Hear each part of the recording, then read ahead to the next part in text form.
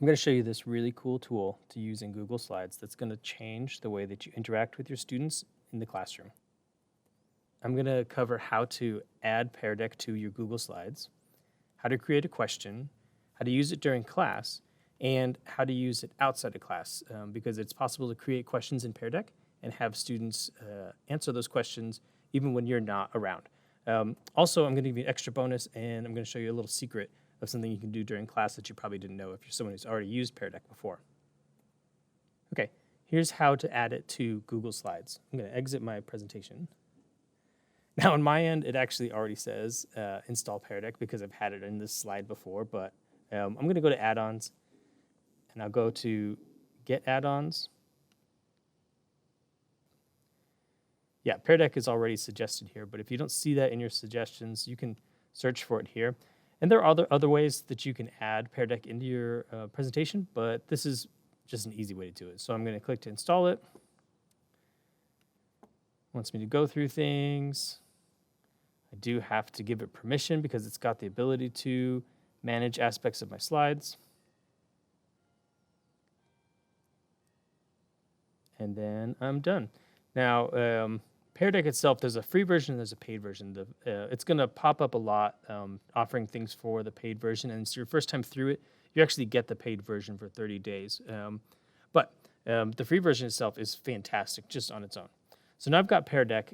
It's pulled up here. If Pear Deck wasn't pulled up, let's say I was just starting brand new fresh, then I would go to add-ons and I would see Pear Deck listed and open my Pear Deck add-on.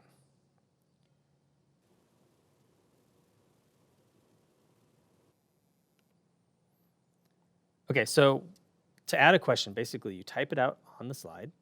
Nothing special you need to do there. And then using the Pear Deck tool, I'm going to select to make this a question. So in this case, I've got a text question, so I'm going to use a text response. So click that. And it's going to basically add this to my slide. So now you'll see at the bottom, there's a thing here where it's got my slide connected to Pear Deck with questions and whatnot. All right, so now I'm going to do a multiple choice question. So I've got this multiple choice question, and I'm going to hit choice for multiple choice question, and then it's going to pop up, allow me to put in my answers. So let me put those in.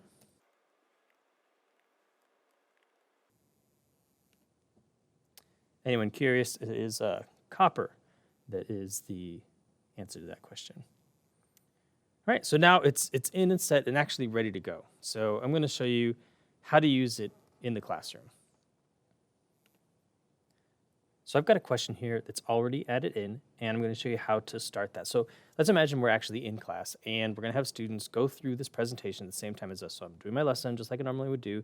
I've thrown in some Pear Deck questions, and that's going to allow me to add some extra engagement. I get to the Pear Deck question, and I just hit Start Lesson. And you can actually hit this at the beginning and just go through your slides like normal. And then I've got two options. I've got student-paced activity. That's an asynchronous, meaning that students can just go at their own pace. And then instructor-led, in which case I'm going to be in front of the class going through the questions. This is probably what you're going to most typically use. And so I'm going to click on this one.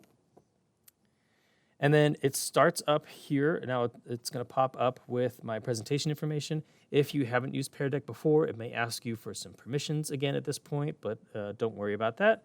In fact, it's popping up a second time because it wants to offer me this premium one. I'm going to close that. And then I get this screen here. So this is what students use to join. So I'm on my phone, going to go in, and I'm going to actually join this using the website that's here. So joinpd.com. And then I've got this code. This lovely grapes easily underwhelm green lemons. LGEUGL.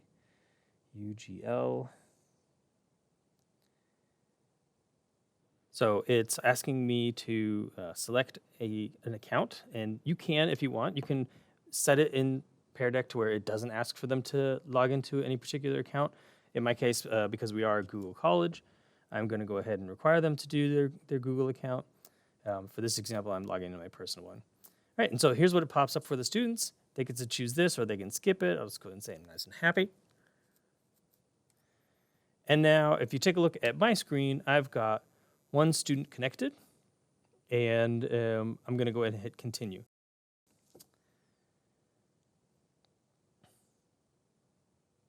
right, so it's an open-ended question. It says, what's the dumbest way that you've been injured? And so I'm going to click into it and type my answer. Now, it's actually is going to show that I've got no responses yet because nothing's been typed. But as soon as I start typing, you'll see something pop up here. All right, so let's see. Black eye from a Frisbee.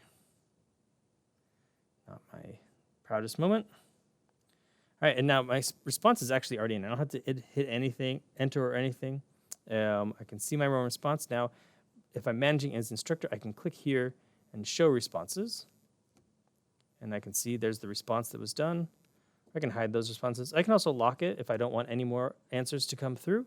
Otherwise, I can leave it open, and students are able to make additional responses if they want to. All right, so now I'm going to go to my next slide. And now this is the multiple choice one. Now it's automatically sent out to the students on their devices who are already connected. So there's nothing extra I need to do here. I've got a multiple choice question. Same thing on the student end. I'm going to click to answer the question. And then I actually probably should know. Maybe that's what it is. I don't know. Same thing, though. On the instructor side, I can hit show responses.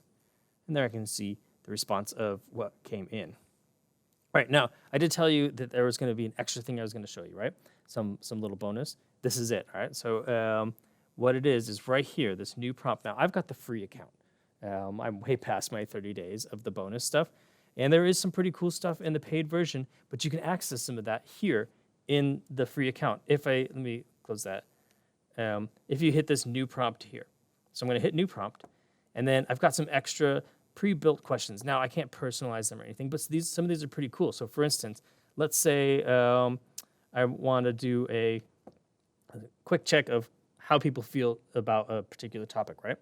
So now on the student side, I've got this little ball, and I can move it to where I want to.